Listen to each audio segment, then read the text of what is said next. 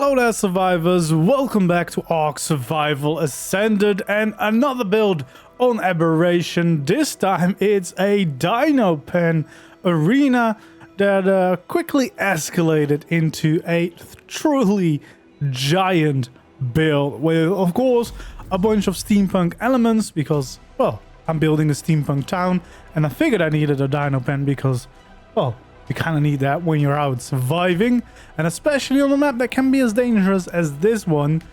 And that dino pen turned out quite big because on one side I wanted to have a Behemoth gate as an entrance so I can bring in all the bigger tames as well. The opposite side will have a normal dino gate, and then on the other two sides I've made two different custom builds as well, just to look cool, I guess, and also to kind of house everything that I need dino wise. So a hatching area for eggs, just a breeding area, some extra pens for new Yi Ling and also other creatures, and just plenty of space in general, of course, in the center to keep my tames stored safe. So without further ado, let's get into this build, but please do let me know in the comments down below if you would like to see a tutorial for this. I think I know the answer, and it might take me a while to do it, of course, because this is a truly giant build. So there we go. This is it, my giant dino pen arena. I do really love the way this turned out, all the little details. Of maybe over time I'll add more detail to it. I kind of want to add some extra plants around, just as I did here on my starter house. But I just really wanted to show off what we've come up with. I built this over a couple of streams, and then I finished the last bit, the big tower over there, later as well. And as you can see, it's a giant arena. In the middle, we'll have the dinos. We'll go there in a little bit. And then we'll have on this side a custom building. We have a different building on the other side. And then that's one of the gatehouses. And that's the other gatehouse. So yeah, if we quickly just watch how big it is, you will see the big area in the middle. That's where we can easily store a bunch of different creatures. Then these buildings over there, those are all different dino pens that we can also store creatures in. We have a breeding, hatching pen there. We have some gene stuff that's of course new as well, and then just the giant two entrances and plenty of cryopod space as well if I decide to do some breeding projects. So here we go. This is the first entrance. So we got two simple towers on the side and a building in the middle with the normal dino gate. So this is the smaller of the two entrances, and this is for all your smaller to medium-sized tames, so you can easily get them inside. And we got this hallway with a little bit of the steampunk vibes. I'm really happy with these new libraries. I know you can actually use them for something, but they just look really cool as decoration as well. So I've used them a bunch all over the place. And then we have these towers. I actually have plenty of space in here. This one is completely empty. I haven't decided what to use it for. And then in the other one, I decided it might be nice to have some respawn points right at my dino pen, just in case I quickly need to respawn and go hop on a dino here. You know, you never know when that happens. And then, of course, we got the middle part, which is where we can store all of our tames. You can see some of them already safely parked in here. We got the giant Behemoth gate on that side that turned into a giant tower with like a kind of dome on top of it, which we'll check out later. Got like a temple area on this side that turned out pretty cool as well, with the water reservoirs stacked on top of each other. And then, of course, this one, which is going to be for Yi Ling parking, but also some normal dino pens down the bottom too. Let's go do a little round of all the builds. This is kind of my gene and embryo center. These new things, I think you can hold embryos in. And this is one of those gene tables. I haven't looked at all of that stuff yet. I do not really understand or know what it's for, but I do like these structures and they give a very nice steampunk vibe to your interiors. Got a little table to work at and a cryo fridge just in case, and the preserving bin, which is my new favorite thing to use as a fridge because it just looks so cool. Even though probably not as efficient, but it just, I mean, it looks so cool with the steampunk vibe and steam coming off and glowing hot and everything. Just very nice. So that's for this wing. So this is also where I could have dinos grow up if I want to have them grow up safely and they don't need the air conditioning, for example. Then we come back to the main hallway. This is where you enter the build from.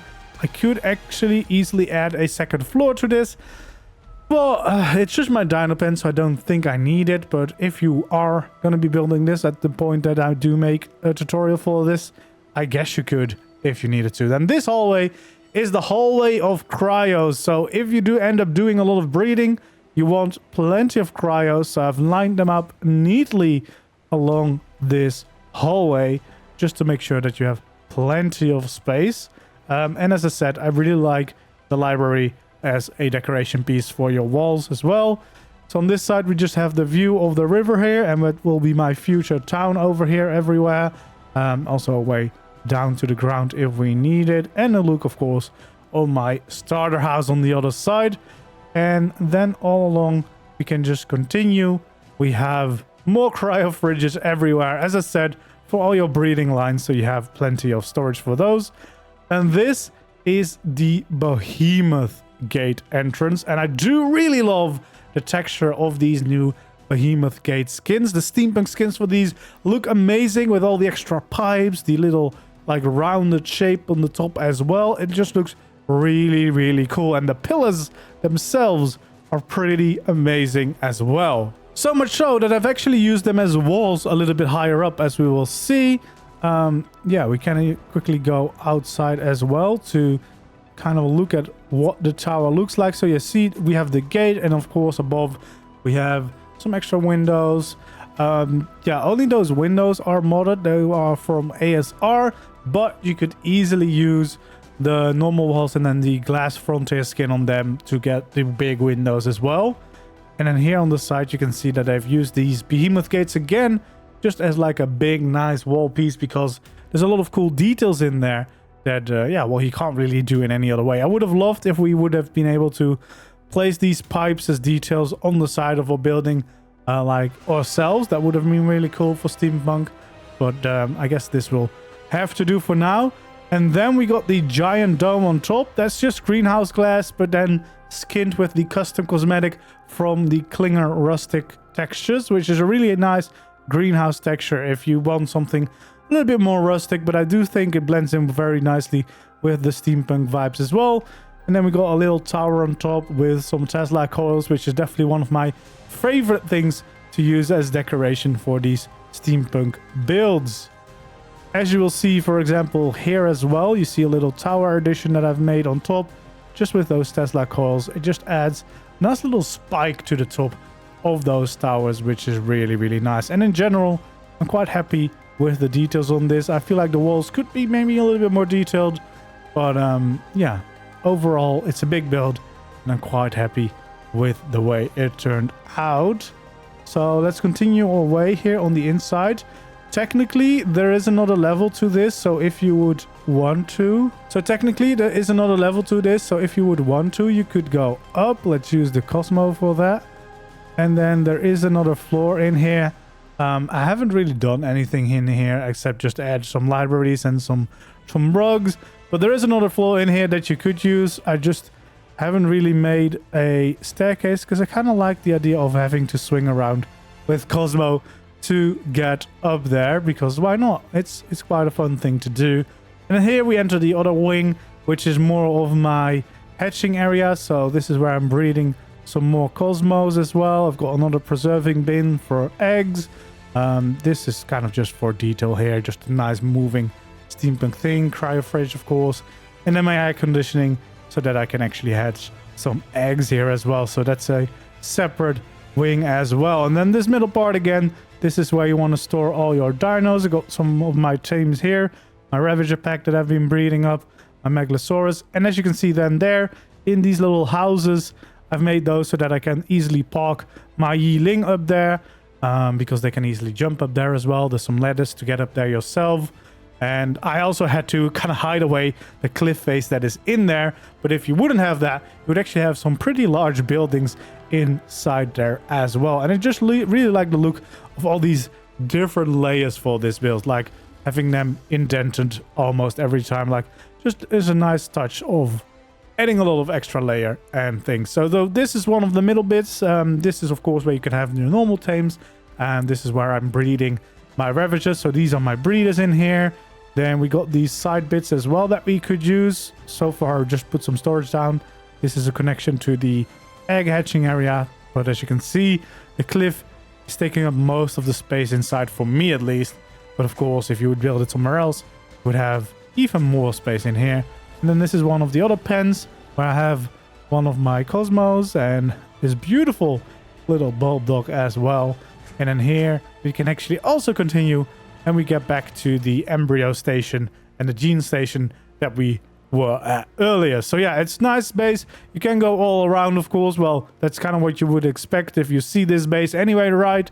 The big round arena. But I'm quite happy with the way this turned out, and it will definitely house plenty of my creatures very safely, because I mean, even rock drakes I could park here easily. I think at least a few before it would get too crowded.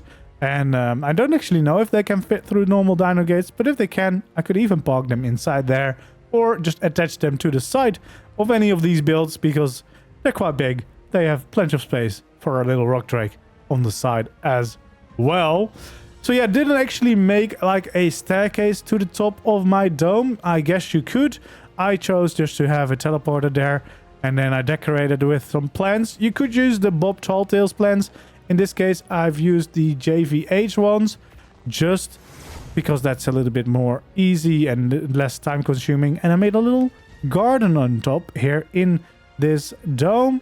So yeah, it's nice. Some light things, all the mushrooms and stuff like that. But I've also seen that you can easily get some really cool new plants out of the aberration world into the plant pots from the Bob Talltails. So you could also do it that way if you do not have any mods. And I plan on using this as like a featherlight dome, or maybe just like shine light pets in general and just have them like chill out in here. You know, kind of like a nice little aviary on top of the build. I think that's a quite cool thing to do. But yeah, in general, I'm just really happy with the way this turned out. Of course, the big temple bit would be nice if we had those lesser sloped walls for the ramp sizes, but unfortunately we do not, so I had to work with that. I do like these little tower bits, as I said. The Tesla coils, very nice decoration piece. And of course, just the variant for the roof where you can add the little windows in. It's just quite nice to use in general. And yeah, definitely escalated a little bit bigger than I would have anticipated in the first place when I was going to design a dino pen, even though I thought it was going to be an arena. Didn't really have a giant build like this in mind with all these custom builds to the side, because basically we've got one build there, we've got one build there, we've got another build here, this build right here, and then we have the arena build. So it's like 5 builds in one at least. So yeah, a little bit craziness, but I do think it's a really cool addition to the base. So for future plans, of course, I plan to make more steampunk builds. I think I want to at least make a workshop for all the crafting, storage, and etc., so that we have plenty of space to have that all in one convenient spot. And then I also think I want to make a hangar for a zeppelin, so that we can launch that from the edge of the cliff into the blue, etc. So I think that would be a cool thing. So that means that we also will be building a zeppelin in the first place as well. And then I definitely think there's some other things that could be nice to make, like a bigger greenhouse, because now especially with the Survivor Made robot that you can use, you could easily automate your whole greenhouse. So it might actually be really fun to make a cool design for that too. But yeah, there's much to do, much to build. If you do have any suggestions or things you would like to see me build, feel free to leave them down in the comments below, of course. And do let me know what you think of this build. I would love to see your reactions, and if you want to see the tutorial, let me know. I did record all of the building, so I will be posting a speed build at the very least, but I can imagine that it would be nicer to have a step-by-step tutorial as well. So let me know. I will start working on it, but it probably will take a little bit because it's just such a big build, and I would also like to keep posting other videos in the meantime and not just disappear for a while whilst I rebuild all this once more. Anyway, that's going to be it for today's video. Hopefully you enjoyed. If you did, don't forget to leave a like, subscribe to the channel if you haven't already, and then I hope to see you in the next one. Goodbye.